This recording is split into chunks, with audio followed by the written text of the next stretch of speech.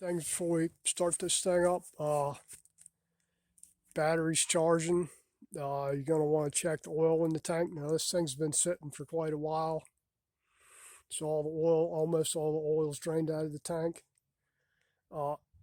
When you first fire it up, you want to check the tank to make sure it's returning oil to the tank.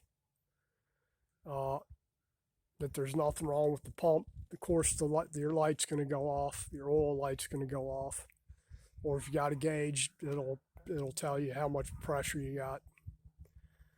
I cranked it over a few times without starting it, and oil pressure light goes out, so we should be good there.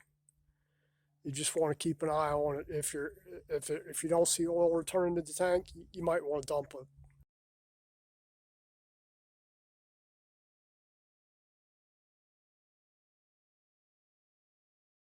I know this thing's got an aftermarket ignition system on it. I haven't pulled the cover off the cam cover yet, but it looks like, from the wiring, it looks like it's probably a dyno. Which meaning if it's a dyno, we're probably going to have to service the advanced mechanism because it'll have mechanical advance. I'm not doing that now. But when I actually do the full service on this thing with all the adjustments,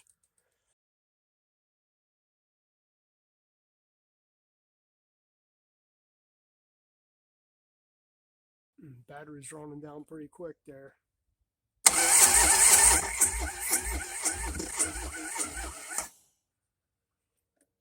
Gonna let that charge for a little bit more. I think my charger's about on the fritz. It's got a mind of its own. Sometimes it wants to charge and sometimes it doesn't. So we'll get back to that later on.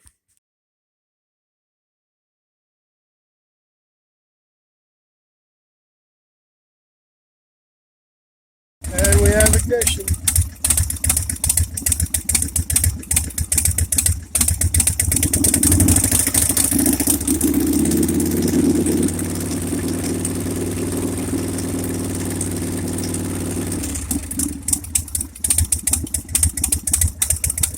Gonna have to service advanced mechanism in the ignition and probably set the timing. Rear exhaust pipes leaking at the head, got to replace it. First started off, we wanted to shoot a little fire out to the pipe there. But overall, sounds pretty good. Oil tank's filling back up. They pull it off the trailer tomorrow and ride it around some. And go ahead and change the oil on it. The oil and filter are probably the primary thing. It's got fresh plugs in there. Adjust the clutch. Probably change rear brake fluid, which I already did the front. I had to rebuild and replace the front master cylinder. But sounds good.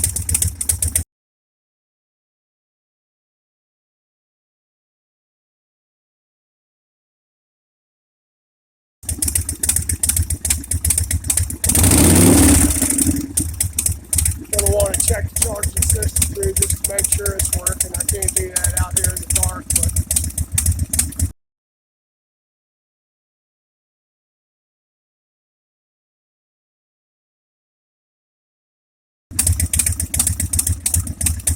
that's what we wanted. The only other thing is the bracket for the rear pipe is broken too. The vibration brake.